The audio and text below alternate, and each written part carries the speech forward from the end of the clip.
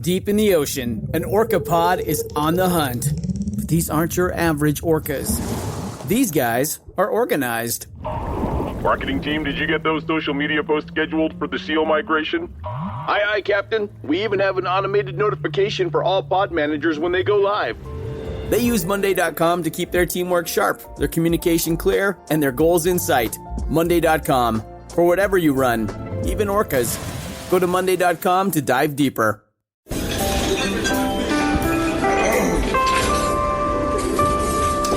Well, I don't see the point in waiting any longer, so let's bring her out. The star attraction, the one you came to see. Ladies and gentlemen, the one, the only, Miss Judy Gold.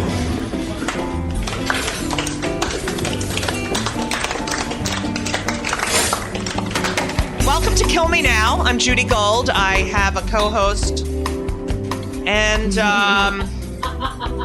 on the boards. Is on the boards and fucking up all the audio. So if we want to call for something, Mara, like, oh, I want you to hear this, it'll come in 20, 25 minutes after we ask for it. Okay. All right. Because Lauren is on the boards. Is Lauren stoned? Lauren's not allowed to get stoned with me. Okay. Oh, you are? No. Last week? No, I'm not. Okay. Anyway, we're here last with... week I smoked after the show.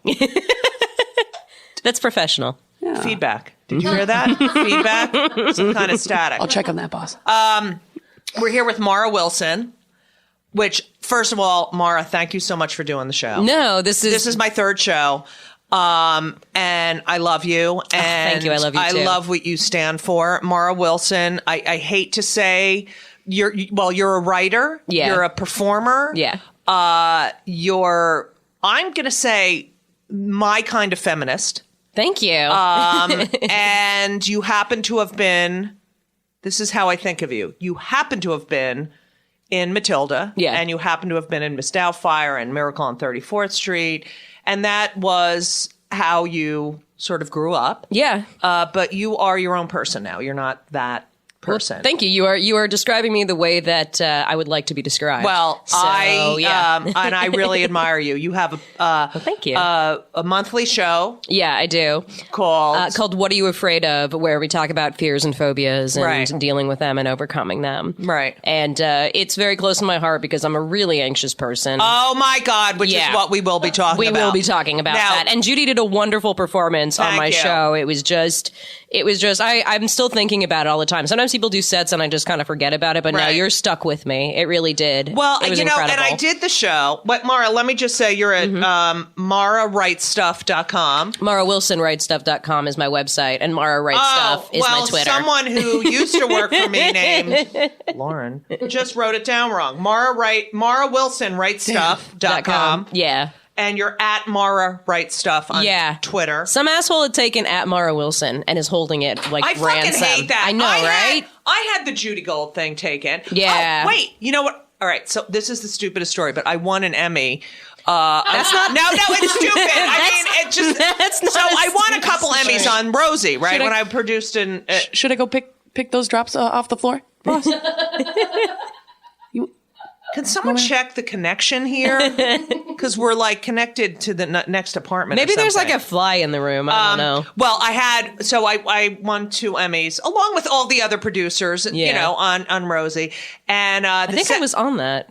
I think you were too. Yeah. And so the second year that I won, I didn't go to the awards because I was shooting something because I'm so popular. And so they deliver the Emmy to your house, your apartment. And so I never got my Emmy. So I never get it. And I call up. I'm like, I never got my Emmy. And they resend it. Right? Yeah. And about 2.5, 3, maybe 3, 4 years later, all of a sudden, Bernie, who is Rosie's executive producer and manager at the time, he's like, Judy, what's up with your Emmy? I go, what are you talking about? You selling it on eBay? Oh, my God. I said, what are you talking about? I have them here. He's like, well, someone just bid $4,000 for your Emmy. Oh, my God. So what happened was I ended up doing this whole trail. They delivered it my super signed for it. Someone took it. And I had to then, and this person who was selling it is like, oh yeah, your possession is the, the law, which they don't even understand what that law means. Possession is 9/10 of the law, which is bullshit. Yeah. Right. And, it's mine. I said, it has my name on it. It's not yours. Yeah. And he was buying it for his wife. Who the fuck would buy a fucking Emmy with my name on it for his fucking wife's anniversary? Like, fuck. So anyway, then I'm like all scared because now like Bernie thinks I'm like, I'm homeless and I'm selling my Emmy, And so finally, I had to go to the police. I had to fill out a report. They send it back. It's completely broken. It's in like 4 pieces. Oh. So now when my son's friends come over, I take out the old Emmy and we take a picture and send like all broken and we send it to the mother going, I don't know what to do. I that's awesome. Isn't it great? Yeah. And they get all paranoid. That is so cool. But it was so funny when the first Emmy I won, we went to the party and I just gave it to everyone, to hold because all those people that worked so hard and only the producers got it. And so those awards are fucking heavy. They're heavy. I mean, everyone wanted to hold it. There were some people that were like, "Don't touch my Emmy," and I just pass it around here, take it, So it has a little chip in it. But to me, the chip means like, Well, I mean, that sounds like honestly, that sounds like the kind of thing I would do. Right. Like that's totally if I had one. I mean, right. I still actually have my my robe from when I graduated NYU. Right. I don't know what to do with it. And the thing was, you were supposed to rent them, and then they would kind of like hold your diploma hostage until you gave the robe back. So I think I actually got my diploma, but I don't know where it is. So first of all, that fucking school is so expensive, and they can't give you a fucking robe. I know, right? A fucking choir robe. Yeah. So oh my God. So that's sort of my revenge, I guess. Is like fuck you guys. I'm keeping this robe. Yeah, although that. I have no use for a like bright purple robe. I have no use. You for that. never know. You never know. You can do, my biggest fear is that NYU is going to come back and ask for the fucking robe. Yeah. I could totally do that. I could totally do that. You never know when you're going to use the robe. Yeah. Now, let me tell you something. What? You don't tell a hoarder that. That's true. That's true. I am a terrible hoarder. Are you a hoarder? I am a hoarder. Yeah. Now, wait, Lauren, all right, I'm just letting everyone know I'm addressing Lauren at this point, who's working on the board. Do you think I'm a hoarder? No. I think that you and Hamda have tendencies, but you've done things to not let it get out of control. And also, Mara, I've been to your house and you're not bad. Mara, that's because I got a personal organizer a few months ago. I did that! Yeah. They're so fucking expensive, aren't they? They are, but like... And they're really bitchy, aren't they? Mine was really nice. Who was it? Mine was really nice. Lisa something? Okay. Because she was really nice. Mine would take stuff out, of my closet. Yeah. And then like, are you going to wear this? And I was like, I don't know. And make a face like it's out of style. Meanwhile, she dresses like a fucking, construction worker telling me what the fuck to wear. But also, keep the memory, throw out the item. Keep the memory.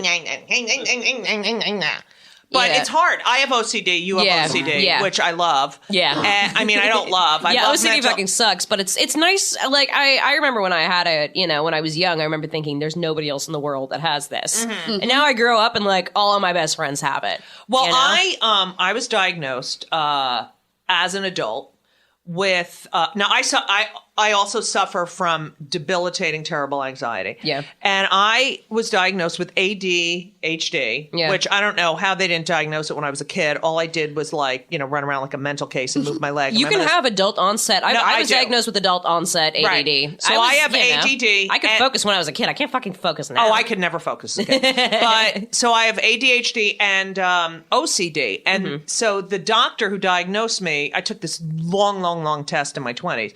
Said the reason you can accomplish stuff is because even though you're doing like 50 tasks at the same time because you have ADD, you'll go into the other room and start something else.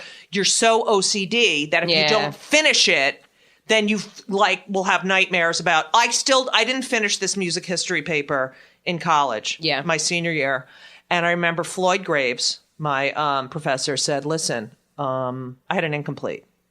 I thought I wasn't going to graduate that, and I had a fucking parking ticket. My sister had to come and pay the parking ticket, and then doesn't fucking shut up about it. It was like 30 fucking years ago. Anyway, so he said to me, you didn't do this paper. If you finish the paper, I'll give you an A. If not, I'll give you a B. Yeah.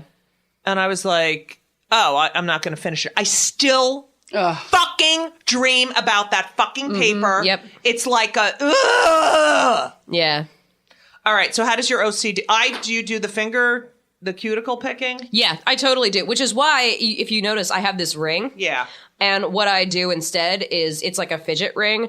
And I've babysat children before who like they had fidget toys. Right. And I remember Googling, are there fidget toys for adults? Right. So I got this ring. You can get it on Etsy. And what happens is there's little beads on it. Right. And you just play with the beads and spin the beads and spin the beads. It sounds dirty. And you a little too close to another euphemism. And you just play with that and like flip them back and forth. Your fingers look great. I don't know. Yeah, they're better than that. You can see there's still a little bit there. Well, I have like the ridges and the indent and then the bleeding cuticles. Yeah. Like I just did Louis and I looked at my hands. I was like, oh my, because I remember I was in a bad picking moment at that time. And like Band-Aid, gross. Yeah. And, I used to be a hand model, so it was really? No. Anyway. Sorry, sometimes I'm gullible. I know, it's fine. It's just, I think it's in some ways that's my OCD because it's like I doubt everything, so I don't know. Like, right, you tell me something weird, it could be real. Could be real. Do you have, like, sometimes you're like, you think of something and it causes all this anxiety and then you go on about your day for like an hour or so and then you're like, I have that feeling but I forgot what the anxiety. I get that all the time. Like, wait, I'm anxious and then I have to go, wait, why am I anxious? And then I have to go back and think, I have to think, oh right, that fucking sucks, Yeah, like, I have to, and it's just this like deep, like heavy foreboding feeling inside you and you have to think about what it is. And even when it's nothing, it's just the whole thing about anxiety is it's fear of fear. Because anxiety is the worst fucking feeling ever. Right. So, it's like... Oh, God, I'm getting anxious. Shut the fuck up. But you know what I mean? It's like... Now, wait, are you on drug? What antidepressant? What do you take? I compare drugs with everyone.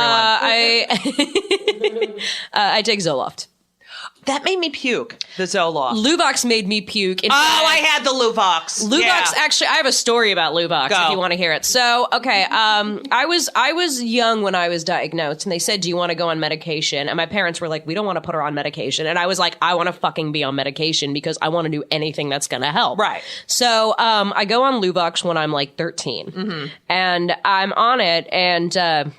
we are doing publicity for this kids movie I was in called Thomas and the Magic Railroad. Mm-hmm. They Can't All Be To Kill a Mockingbird. Right. And it was fun as hell to film, I've got to say. So anyway, we go to London and I take the Luvox right before I got on the plane. Mm-hmm. We're about to land and I'm like, Dad, I'm going to throw up. And he's like, oh, bullshit. You always say you'll throw up on planes. You never do. Mm-hmm. And I'm like, no, Dad, this is really bad. Mm-hmm. So I threw up in an air sickness bag. And for the next few days, I can't stop puking. Right. Now, I'm doing interviews, and I can't stop puking. How was your breath? I can't do anything. Oh, God, it was awful. Good. I mean, I was brushing my teeth, but it was... Right. Everybody kept their distance. I couldn't eat. I couldn't sleep. And I was staying up all night, and I was so sick. And I remember I just kept reading and rereading Harry Potter. And when I got tired of that, what I did is I got this script that we had taken with us. Now, keep in mind, I hadn't slept in 3 days. Right. The script was Donnie Darko. Uh-huh. Which, when you're 13, is a fucking mindfuck. Right. So I stayed up reading it, and I thought, like, there's a fucking metal bunny rabbit doing something, and I was just like I had no idea what was real anymore. Right. And I had no idea. And then my OCD kicked in because the Luvox wasn't actually helping with my OCD. Yeah. So I had Donnie Darko warping my brain, and OCD warping my brain, 3 days of no sleep warping my brain, and... Like, I looked into the mirror and my face was just like I'm pretty pale as is, but I was just white as a fucking sheet. Right. And I thought I was losing my fucking mind. Right. And I think eventually, like, it kind of, like, I did a show in Glasgow and I was on no sleep at all and I was just giddy. And I had the best time on that show because I was so fucking giddy. Right. But eventually I told my dad, I was like, I can't do this anymore. And I went off it. But for a few days there, I wasn't sure what was real. That's unbelievable. And I'm already in London, which is a little, like people are spelling things differently, and the money's different, and I was already, And after that, my parents weren't sure they wanted me on medication, but then I got on Zoloft, and that was nice and stable. See, I had a complete and utter clinical depression, nervous breakdown about 5 years ago. So they did the Zoloft, and I just started puking, and every morning, and I would just puke, and then I was like, but I lost so much. I had a really good body. So my friend Ruth, who's actually from London, is like, the depression diet really worked for you. And I'm like, fuck you, Ruth. But that's such a funny throw up story because I think I was 5 or 6. Yeah. And so my mother's was the only girl in her Hebrew school class. She voluntarily went to Hebrew school. She was born in 1922. She's 92 years old. So she would go across the street and sit with the boys. And so she's Jew. And it's the high holidays, and we're in synagogue and in New Jersey. And so during Yom Kippur, I was only 6, so I got to eat, right? So I go home and I have a peanut butter sandwich. My mother used to make peanut butter and no jelly. What the fuck is that? That was my lunch. Anyway, so I go home. She's like, we're going home. And I go home and I'm so fucking hungry. So I shove the peanut butter sandwich down. And then we have to go right back to synagogue because my mother can't miss a fucking, May I ask a Gentile question?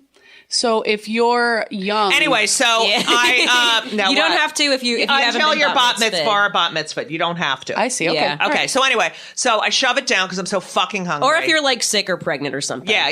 If you have to take meds. Okay. Yeah. So like now I get to have a little water. Thank you. And Same here. So I don't. And have I to can fast. do. You know what I do? Because I get such a migraine. If I don't have coffee, I have a little bit of coffee. Anyway, So I shove the fucking peanut butter sandwich down my throat. We get back to synagogue. They're about to start the mincha service, which is the late afternoon service. Yeah. And I'm sitting on my mother's lap, and I go, I have to throw up. And she's like, Judith, you ate, you hadn't eaten, so you have a stomach. They don't fucking believe kids. Yeah, we fucking don't know what, I said, Ma, I have to throw up. Now, meanwhile, I'm 6 and I'm 5'10". Yeah. So I'm sitting on my mother's lap. And I said, Mommy, I really have to throw up. And everything I did annoyed her. So it was, I said, she's like, I said, you go. So finally I said, I'm going to throw up. She's like, fine. We get up.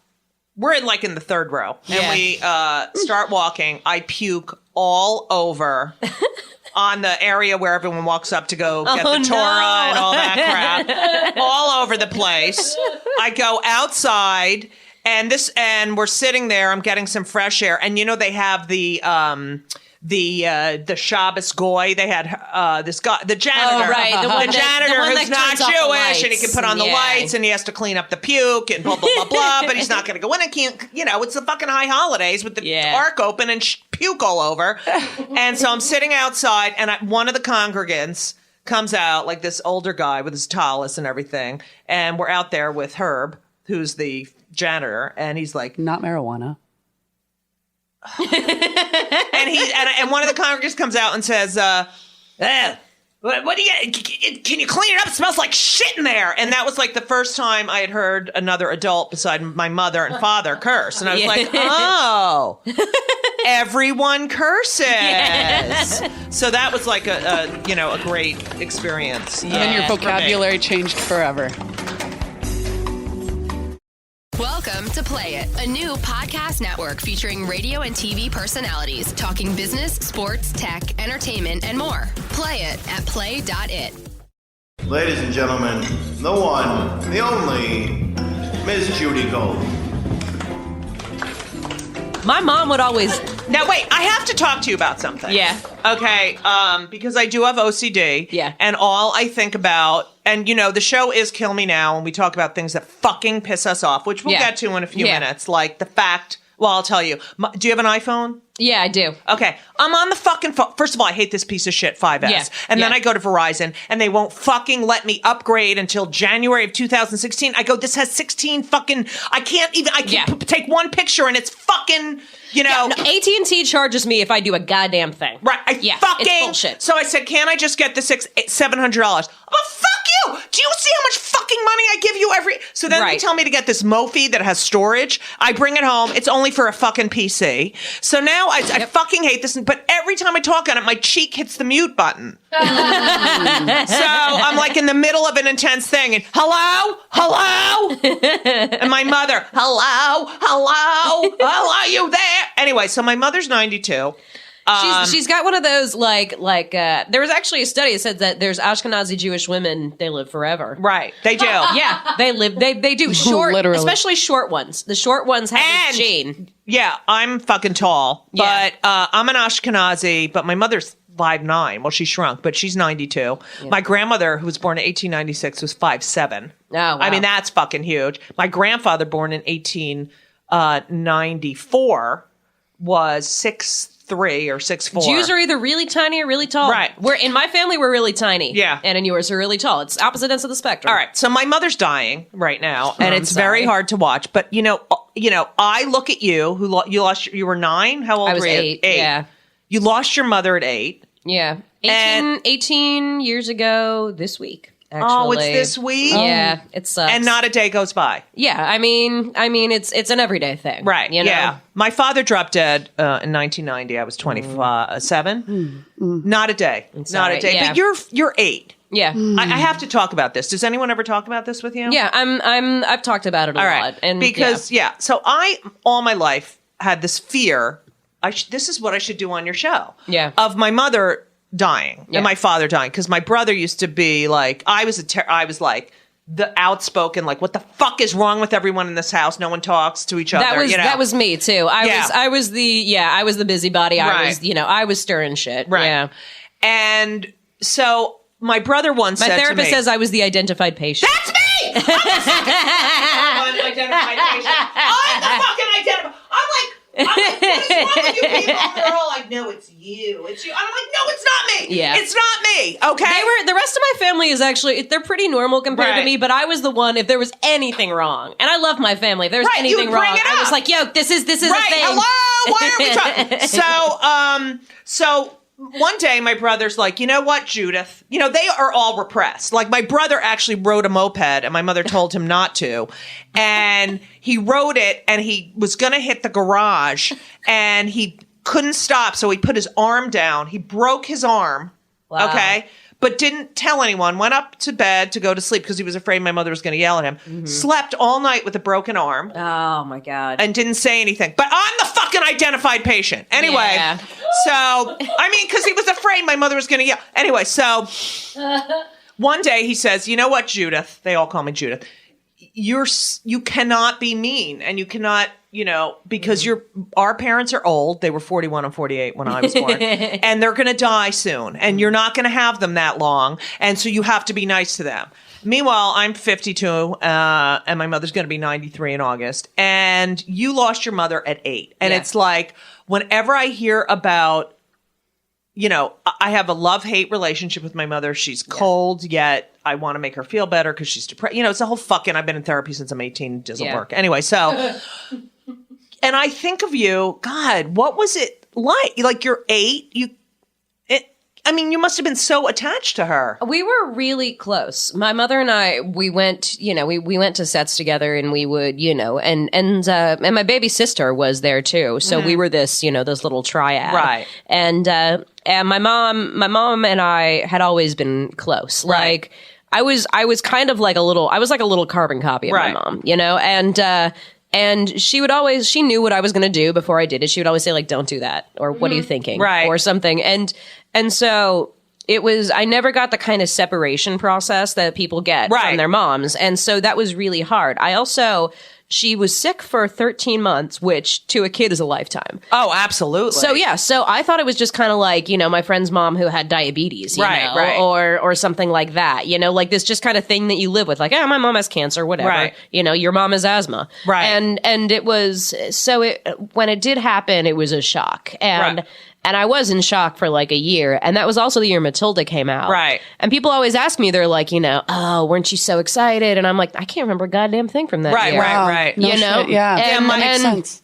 Yeah, and people are always like, fucking, my entire fucking generation is like, remember the 90s? And I'm like, the 90s are when my mom died, guys. Right. Yeah, I had a lot of great times. I did, I'm proud of the movies and stuff, but it's just like. Do you do so your father remarried? Nostalgia is for people with happy childhoods. No, you know what? My therapist said I'm so nostalgic, and I had a fucking awful time. I had a terrible time, and it's extra painful. You know, it's weird. But I mean, there are times when I look back to like the years between when my father remarried and. Do you like the remarried? And we're very different. Right? Is she Jewish? We're different people. No, she's not Jewish at all. Actually, right. my dad is a goy. Right, I know he's Irish. Yeah, he's Irish, and he married a Filipino woman. That would be not Jewish. No, she's Catholic. She's Catholic. Then also, all right. So how soon after? 5 years. Okay, it was a while, but my mom wanted my dad to remarry. Right, of we course. all knew that. Yeah. And then there what were about 5 kids? What about your mom's parents? I don't want to talk about them too much, but they're crazy. Oh, they are? My grandfather was bipolar, and my grandmother is just cruel and crazy. Right. My grandmother is the Jewish August Osage County. Like, right. Yeah, but it's also like she lost her. Not the Jewish one, but blah. So, and she's still alive and kicking too. Yeah, but she lost her. I mean, she lost her daughter. Which, yeah, but she was mean before. When my mom said to her, "I have cancer," she said, "You have cancer? Well, I have the worst sore throat in the world." No fucking way. Yeah, that's my grandma. She's just a mean lady. I'm done with her. Yeah. Okay. So, and you're close with your father. I love my father. My father and I are also very different, but as I get older, I mean, I'm still young, but like every year I feel like I'm more and more like my dad. My dad's very practical, very pragmatic.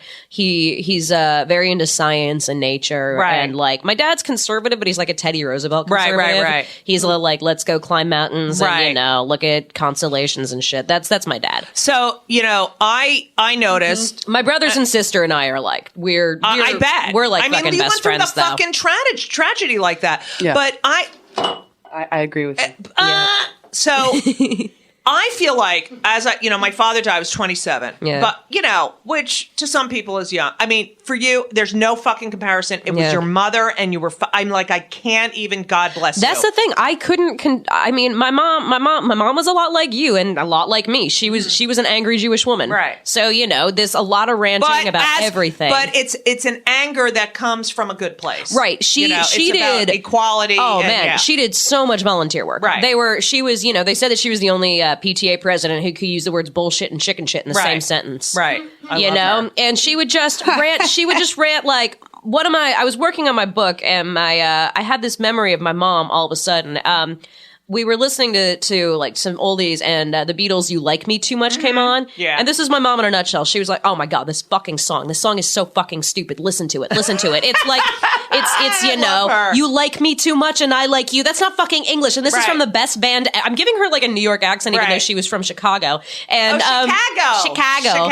And she was like, they settled in the parts of the Midwest where they like Jews. And she was Minneapolis, Chicago, and she's listening and she's like, oh yeah, and listen to the bridge. The bridge is so fucking dumb. I really do. You like me too much and I like you. That doesn't make any goddamn sense. And then she's like, she kind of like listens to it and hums along and she starts like whistling to it and then she goes, I guess it's not that bad. I love her. And it concludes, it's a cute song. And we're like, Mom. You went through the whole thought process with her. No edit button. So what was your mother's name? Susie. Susie.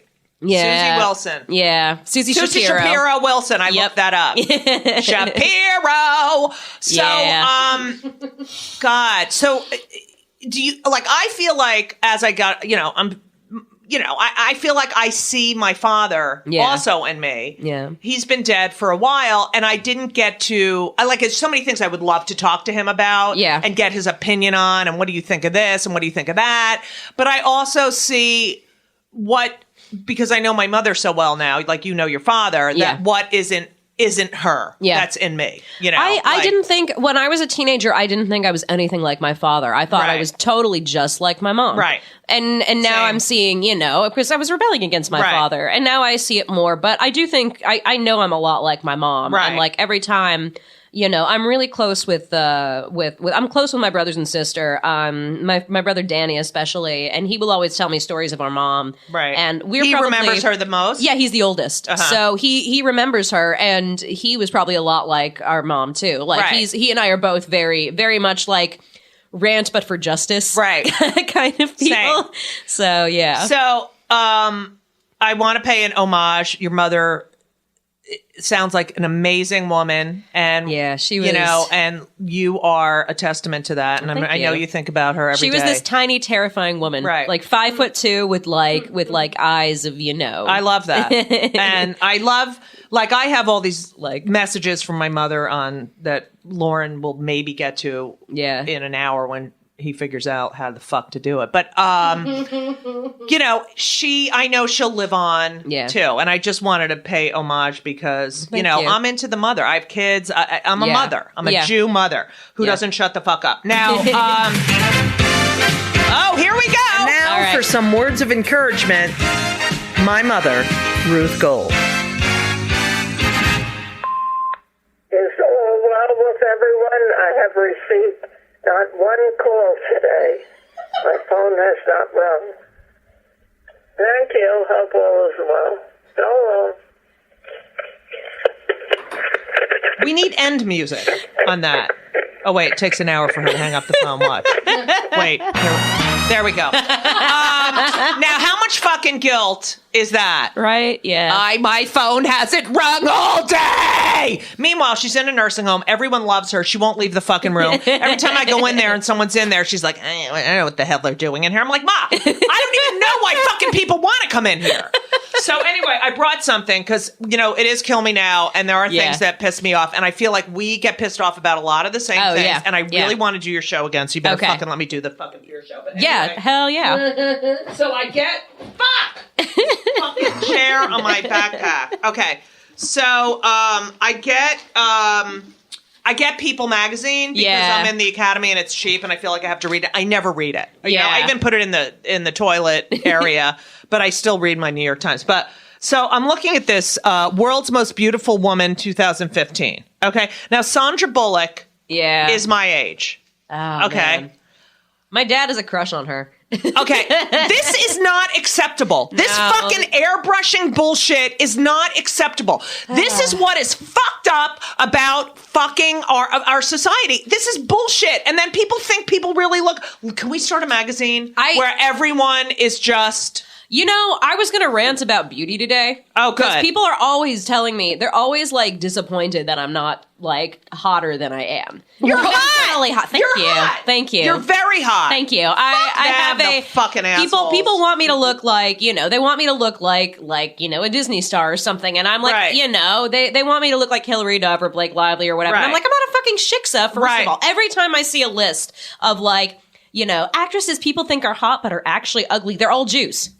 They're all Jews. Oh, I know. Yeah. And it's like, they'll be like, wait, what about child actors who turned out to be ugly? I'm on one of those lists. No, you're not. All the time. Yeah. What about there's another list of really attractive celebrities who married ugly people. Who the fuck are you? I know. And the person who's fucking saying that is sitting in a fucking room ordering they're not fucking McDonald's and farting they're not and those kind of, shitting and the thing is it's not my fucking job to be attractive for you. It's not my job to be pretty for you anyway. Beauty is in the eye of the fucking beholder. Look, if you're the most beautiful person in the world and you don't know how to fucking complete a sentence, get the fuck fuck out of my fucking honestly, face. growing up in LA, like all hunky guys look the same to me. Right. They do. I'm not attracted to them. And you know, my dad worked at a TV station, and you know, every time there was they did a morning news show. So every time there was like somebody like really gorgeous coming in, and you know, and people were like, wow, like mooning over them. He and his like buddies would always say, you know, at some point you're gonna have to talk to them. Oh my God. Right? I mean, that is great. It is, you know, like at some point you're gonna have to at least talk there's to them. one person there who is like has a fucking brain. Yeah, and that's, you know, and that's the thing, like fucking Tinder is something that just disgusts me, because what are you doing? You're looking at somebody and you're judging them by a photo. You are literally reducing them to a photo. Right. You know, you are reducing them to this There's object. There's no fucking contact with people. There's no contact, there's no chemistry. I mean, even like, you know, OkCupid or eHarmony or whatever, you have a profile. You get to speak for yourself. You get to say, I like these things, I don't like these things, these are my values, this is who I am. Tinder, you have a sentence, you know, which is usually some fucking cliche or platitude. Right. And also, I don't do it because I don't want people to know where I live, you know? I don't want people to know that I'm in their area. Can't they tell where you are at that minute? Like, can they go to where you are? Yeah, but I mean, I'm spending nights at home with my cats, you know? I don't want people to know. Let me just where say something. That screams lesbian. Okay? Dude, people are always saying to me, why aren't you a lesbian? And I'm like, I don't know. What? Because you're not a fucking lesbian. That's why. That's what I tell them. Because you want the cock. Like, I have no desire. I love guys. Ask Lauren. Yeah. I love my sons. I love men. I have so many guy friends, straight guy friends. She's obsessed with me. Anyway, I love God. I don't want to touch it. I don't want to touch it. I don't want the banana, the grape. I don't want it. I don't want near it. I don't want it in my mouth. Out of context, they're pretty weird, you know. And I don't like the hair. And I love women. You know, that's my physical attraction. People tell me that I fit every lesbian stereotype except the actual, like, you know, having sex with women. Right. I mean, like, every now and then there's a woman where I'm just like, you know, whoa, this is an incredibly beautiful woman. I know, sorry. Control yourself, it's really Mara. been hard but today. Like, and I had crushes on girls when I was a teenager. Of course, I've only ever. Did you ever kiss or diddle? We did actually. You know the that should be a new segment. Kiss or diddle. We can do that. We can do kiss or diddle. Write that down, Lauren. Now. Already. I remember. There was. It's the thing is the person that I kissed is actually transgender and is a man, and but when Hamda. But when I first met them, they were, you know, still kind of identifying as a woman, as a lesbian, and we kissed once to try a tingly lip gloss. We were 15, you know. To try out, that's a good one. Yeah, to try out a tingly lip gloss, and but yeah. Wait, you couldn't each put on the tingly lip gloss? No, and we had to kiss. This is tingly. We had to kiss. You're missing the point. Now, it was like kissing a guy, right? Yeah, because that's a guy. He was a guy, and I have a friend who the first, you know, guy he had sex with is actually a woman, was, you know, is transgender woman, is a woman now. Right. And is gorgeous, my God. Thank you. Yeah, she's so pretty. Wait, what about the, what's her name? That Republican bitch, what's her name?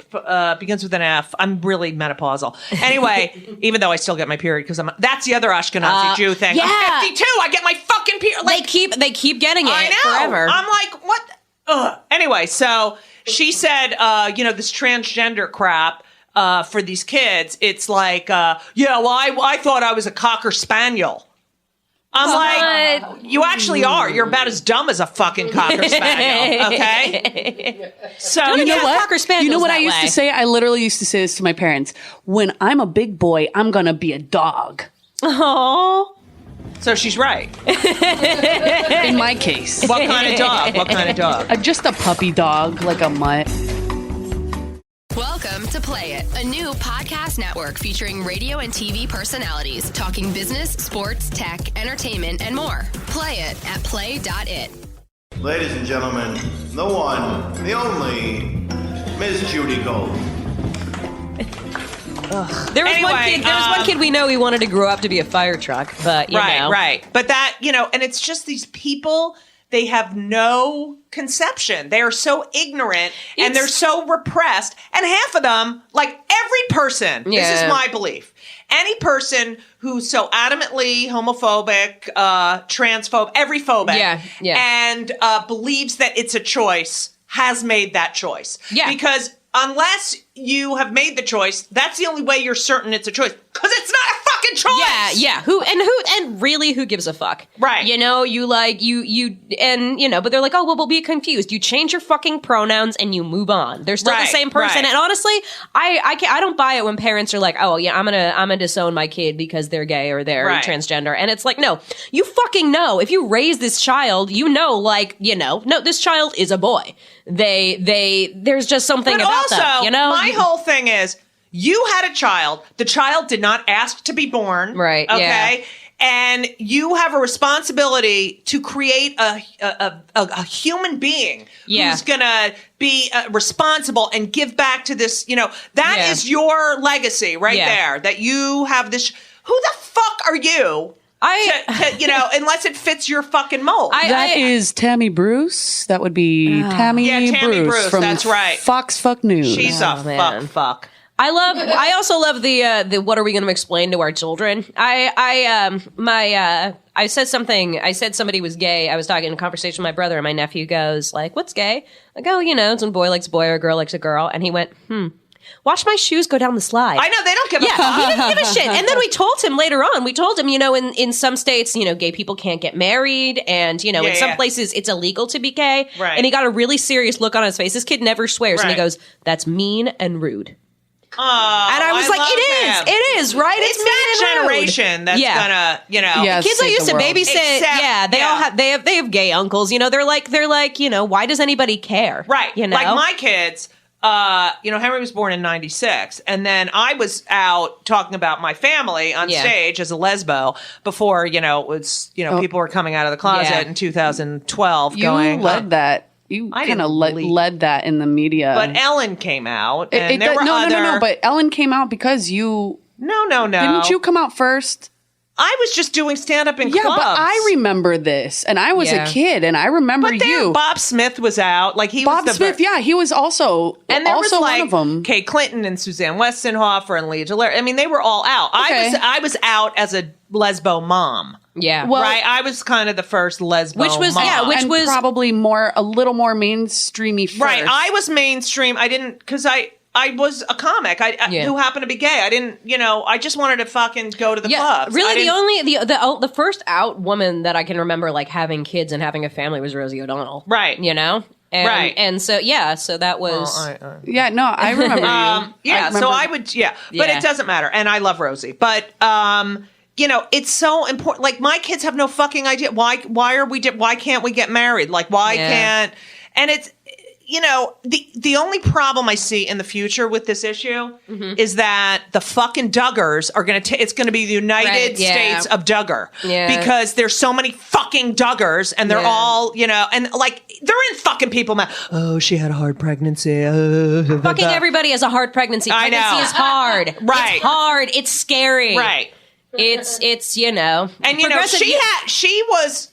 she's like a born again. She had an abortion and stuff and used birth control, Michelle, before. They're all like that. Yeah. You know? And then now all of a sudden, fuck you! Don't tell me what the fuck to do. Yeah. You know what I mean? Yeah.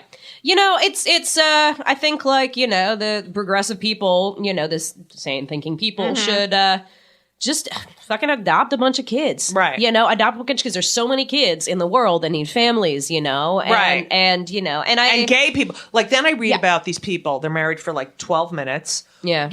Like Britney. How long was that marriage? Yeah, Kim Kardashian, all those. Yeah. And that's a marriage? And fucking Bachelor is a marriage? These people are together for 40, 50 years. Yeah. Who the fuck are you? And it's such a Republican issue. It's all about, property and taxes and they think we want to be treated differently. Want to be treated the same. Yeah. Okay. Yeah. You cannot tell me my relationship is not equal to your Rush Limbaugh, married 4 times, no kids. Shut the fuck up, you fat piece of shit. Sorry, I'm getting really. No, it's this is stuff worth getting angry about. Right. I thought that we had like moved beyond this, and then fucking Indiana. But now, Indiana. This is their issue. This is the way they get the conservative. Bobby Jindal, Chris Christie, his brother-in-law, his wife's brother is gay. Yeah. You cannot, and he's my age. Well, he's a little older, but you cannot. Yeah. Tell me he's not, he just gives a shit about, it's like, fuck you. Yeah. For putting yourself and your food ahead of I don't know. I get really pissed off. What else do you get pissed off about? Oh man. I get pissed off about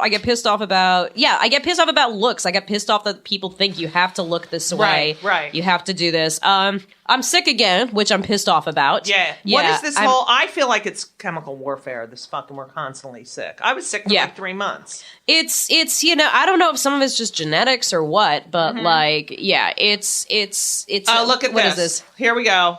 Top 5 celebrity weight loss secrets. For fuck's sake. How about you fucking work out and just like eat normally, and that's it. And some people are not fucking skinny. I try not to like judge any celebrities if I don't know them, because I've been on the other side of that, but like the whole like Gwyneth Paltrow like brand lifestyle kind of thing, like making yourself into this brand that like only exceedingly rich people can get. And I like Blake Lively's doing it too. Blake Lively is from my hometown. No, we competed in show choirs against each other. Way. I'm pretty sure. Yeah, and she's, and so she has like a website now that's like the same thing Gwyneth Paltrow is doing. Now, I think Blake Lively's really beautiful. I think she's a good actress, but like, I look at the website and I'm like, honey, you're from fucking Burbank, just like me. Right. You went to the donut hut like the rest of us did. You went to the mall. You did the normal boring Burbank shit. Have you ever been to Burbank? Yeah. Yes, I've been to Burbank. It's boring as hell. I like that airport though. The airport is nice. Yeah, the airport's nice. Good, and here's 12 tips for. It is good. Yeah. It's the best because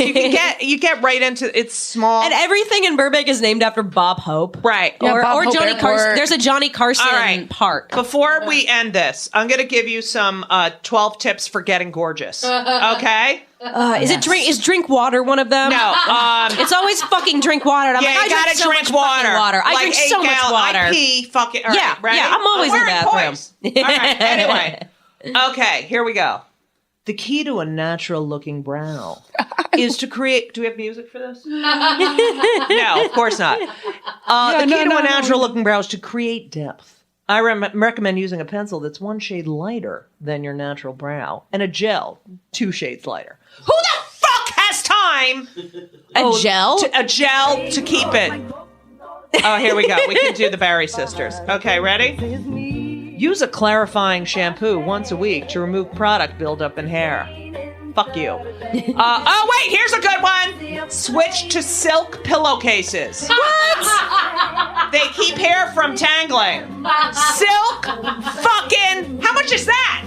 Also, how many people are allergic to silk? So many people are fucking allergic to silk. What do you have to? Oh, I have to get my fucking pillowcases dry cleaned? Yeah, no, that's bullshit. This is why I don't buy fancy shit, because it's a pain in the ass. I'm allergic to the fucking dust in my pillows, and what can you do? You can't throw them in the washer because they're fucking. I don't know. I know. All I need is fucking silk goddamn pillowcases. Yeah, right. That sounds nice to my me. hair's greasy. Yeah, so but like, what a pain in the ass is it? I know.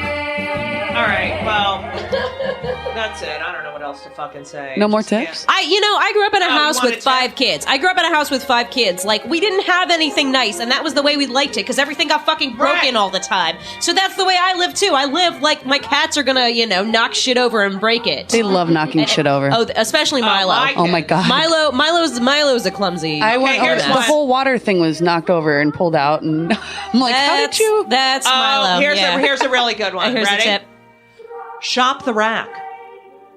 But let your tailor take your clothing to the next level. A nip here and there, and the perfect hem will do wonder. I don't fucking want to buy something and then go to a tailor and say, "Can you fix this?" I mean, honestly, I have to, because I'm so short that I need to. And when you're tall, when you're I'm on the size of a fucking football player. Okay.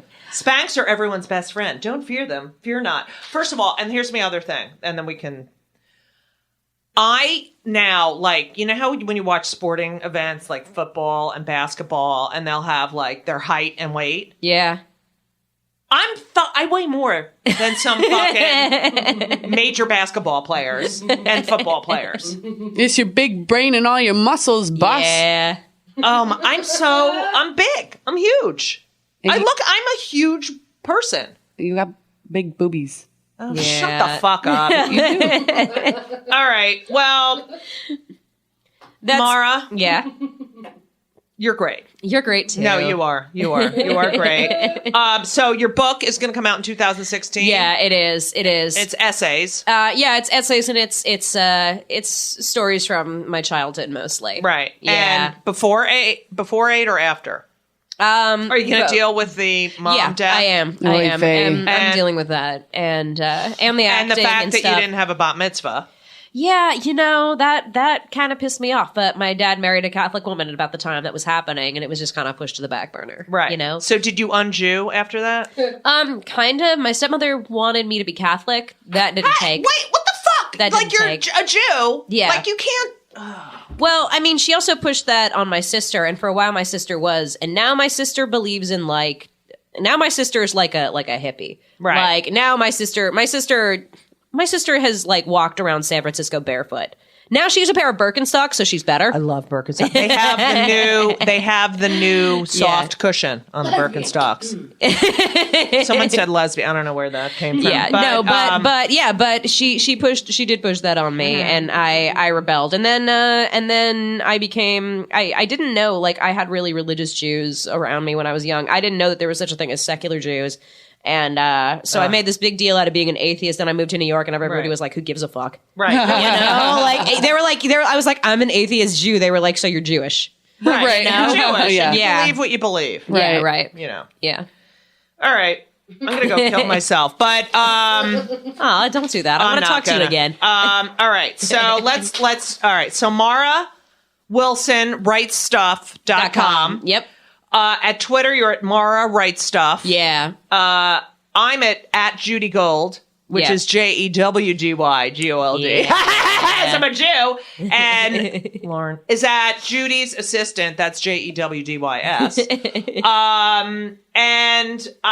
All right. So you're working on your book. You're touring with Night Vale. Night Vale. Yeah, it's a podcast. Okay. Yeah, I'm going to be doing that next month. In Okay. May. And then What Are You Afraid Of is your storytelling show, which is the third Sunday? It's a third Sunday of every month. I'm not going to be doing it in May, but I will be doing it in June. We'll be back in June. Can I do one? Please. Okay. I would love to have you. You should be, you know what, you should, let's see, I wonder if I'm going to be there in July. Yeah, we should do it in July. Okay. That's my birthday show. There'll be cake. Oh, awesome. All right. That's good for my fat fucking stomach. Anyway, but you know what? I'm going to get a Spanx and some silk pillowcases. And I'm going to be beautiful. And drink lots of water. Just keep hydrated. Keep hydrated. Wait, here we go. Ready? It should be your birthday and bar mitzvah. Nice swallow. Yeah. Maybe we can read out of the Torah. Oh, man. We should I feel like I could just like rent out like the pit for a night and just have it be like Mara's bat mitzvah show. All right. I'll do some or QED. QED would probably go for that. You should totally read something. Oh my God. Okay, we're going to do some Jew thing. I'll wear a yarmulke. Yeah. Yes. Yeah, and we'll throw. I mean, one thing I do is I do throw candy out at the audience at my shows. Sometimes. I'll say that's Jewish. So we'll get some chocolate coins. Either at my show or a separate event. I don't know if I'm being greedy. We're it's July is Mara's bat mitzvah. Yeah, I'm not kidding. Yeah. Okay, and I'll be the rabbi or cantor. Yes. Awesome. I have a tallis. I have my Jewy girl tallis. Oh man, we are filming this. Yeah, whatever. We'll get Josh Gondelman or somebody else who's perfect. Jewy. Oh yeah. Louis Katz or something. Yeah, we'll do like a whole Jew thing. Yeah. Oh my God, I'm so excited. Yeah, this has got to happen. All right. Holla. So Mara, thank you. So I'm going to be a Jew right now. Thank you so much. Well, this was fucking awesome. You are great. You're great. And good luck with all this great stuff. And, I love how you're someone who, decided, I don't want to be in this fucking stupid business. Yeah. I want to do what I want to do. And didn't get caught up in the bullshit. Yeah. And that is a beautiful thing. Yeah. It is. And I just want you to know I'm on Paxil. And I'm also on a little bit of Wellbutrin. Oh, I've tried that before, but Yeah. that made me psycho. So I had What, to the go off. Wellbutrin? Yeah, it made me angry. Like more than Maybe I should usually take am. more. I'm only on a little bit, and then I also take the ADD stuff. And, Yeah, I was on that stuff for a while. And I'm too, on but- hormones, so Yeah. I'll be dead in a couple months. So, Mara, thank you so much Thank you for so being much. It's here. been a pleasure. Lauren, thanks. And you got it. And I can't wait till July. Yeah. All right. Shalom. Shalom. Dianu. Oh, we didn't talk about Dianu. We didn't talk about Dianu. Next show. All right, next show, Dianu. We're singing Dianu at your bat mitzvah thing. Yeah, hell yeah, we are. All right. Hell yeah, we are. All right. Shabbat shalom. And everything was wonderful. I'll see you soon. Thank you for the visit. So long.